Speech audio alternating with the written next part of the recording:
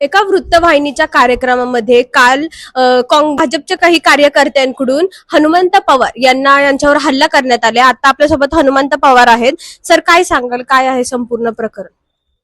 भाजपच्या विरोधात का बोलतो, हर्षवर्धन सपकाळ काँग्रेसचे प्रदेशाध्यक्ष यांची बाजू का घेतो, असं म्हणून मला तुषार दामगोडे आणि त्याच्या 5-6 गुंडांनी काल एका टीव्ही चॅनलच्या ऑफिस समोर अडवून मारहाण केली, शिवीगाळ केली, जीवे मारायची धमकी दिली, पिस्तूलचा धाक दाखवला, अशी तक्रार दिली आम्ही.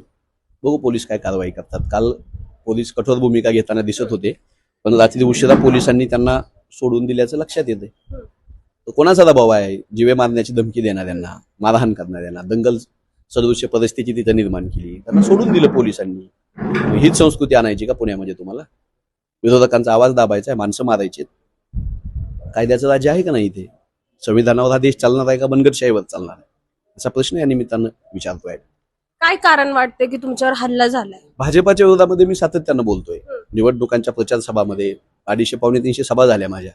शेतकरी विरोधी धोरणं, महिला विरोधी धोरणं, बेरोजगारीच्या प्रश्नावर, भ्रष्टाचाराच्या प्रश्नावर, संविधानिक मूल्यांच्या प्रश्नावर आम्ही सरकारला भांडतोय. आमचा आवाज बंद करायचा आहे, म्हणून अशा गुंडांना लावून मारहाण होते.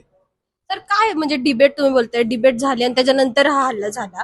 काय असं डिबेटमध्ये झालं की फार हल्ल्यापर्यंत ही गोष्ट गेली? छत्रपती शिवाजी महाराजांची बदनामी करणारा प्रशांत कोरटकर, राहुल सोलापूरकर, श्रीपाद छिंदम, भगतसिंग कोश्यारी, ही सगळी भाजपाची मंडळी आहेत. ह्याचा मी समाचार घेतला, आवडलं नसेल भाजपाच्या लोकांना, म्हणून हा हल्ला आहे. आज तुषार दामगुडे यांनी माध्यमांशी संवाद साधला आणि त्यामध्ये बोलते तुमच्याकडनं शिवीगाळ झाली, त्यामुळे त्यांनी हल्ला केला असं त्यांच्याकडनं सांगण्यात येते. तुम्ही सगळ्या डिबेटला वाईट काढून बघा, तुमच्या चॅनलला तुम्ही दाखवा. मी कुठल्याही डिबेटमध्ये शिवीगाळ करत नाही, अर्वाच्य बोलत नाही, असंसदीय बोलत नाही. कुठल्याही प्रवक्त्याला, विरोधी प्रवक्त्यांना विचारा, महाराष्ट्राला माहित आहे. रोज मी डिबेटमध्ये असतो. अँकरला विचारा, संपादकांना विचारा. पण आम्हाला कोण शिव्या देत असेल, 4 शिव्या आम्हाला दिल्या, तर त्याच भाषेत 1 शिवी तुम्हाला मिळणार आहे. जर तुम्हाला 1 शिवी सहन होत नसेल तर तुम्ही 4 शिव्या द्यायच्या नाहीत.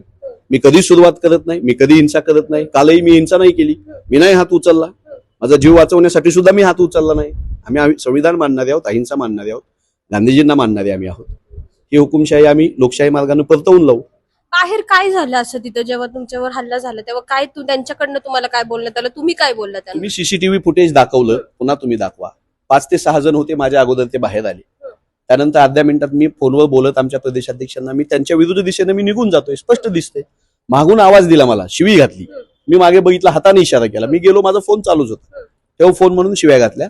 भाजपाच्या विरोधात का बोलतो? पुण्यात राहायचं असेल तर हे बघ पिस्तूल आहे, हे बघ खाली काय आहे बघ, ठार मारू आम्ही, बोलायचं नाही. हर्षवर्धन सपकाळ तुझा कोण लागतो असं म्हणून मी पिस्तूल दाखवल्यानंतर मी हसलो. हसल्यानंतर त्यांनी मारहाण चालू केली, स्पष्ट दिसते. मागच्या आठवड्यात याच ठिकाणी आंदोलन झालं होतं भाजपच्या वतीने आणि दगडफेक देखील झाली होती आणि आता तुमच्यावरती हल्ला झाला. आता काँग्रेसची भूमिका काय असणार आहे पुढची? आम्ही मैदानात असणार. ते आमचा आवाज दाबायचा प्रयत्न करतात. पुणे शहर काँग्रेसचा आवाज दाबायचा प्रयत्न केला. हजाराची झुंड घेऊन या स्वातंत्र्य मिळवण्यासाठी लढलेल्या लोकांची इमारत आहे, ऐतिहासिक इमारत आहे, शहीद झालेल्या लोकांची इमारत आहे. याच्यावर दगड हाणण्याचं पाप करतात ही लोक. तसंच आम्हाला गाठून मारायचं पाप करतात. त्यामुळे या देशामध्ये लोकशाही संपवायची, संविधान गुंडाळून ठेवायचं आणि हिंसेचं राजकारण आणायचं, हा त्यांचा डाव आहे. आम्ही तो उधळून लावू. आज काँग्रेस कमिटीने सीपी सरांची देखील भेट घेतली, त्यांना निवेदन दिले. आता याबद्दल काय सांग? शिपींना आमचे वरिष्ठ नेते भेटले. आदरणीय मोहनदादा जोशी होते, बालगोडे साहेब होते, दीप्तीताई चौधरी होत्या, अभयजी छाछेड होते, ही सगळी सिनियर मंडळी, प्रशांतजी जगताप होते, ही सगळी मंडळी भेटली. काँग्रेस भवनावर झालेला हल्ला, काल माझ्यावर झालेला हल्ला, एकूण पुण्यातलं वातावरण याच्या संबंधाने काँग्रेस पक्षानं काही एक भूमिका मांडली सरकारकडे. सीपीने आश्वासन दिले आम्हाला, बघू काय होते. आता तुमची असं संपूर्ण प्रकरणात तुमची काय भूमिका असणार? म्हणजे मी आणखी वेगानं मी लोकांमध्ये जाईन. सरकारच्या विरोधामध्ये बोलण्याचा उत्साह माझा आणखी वाढला.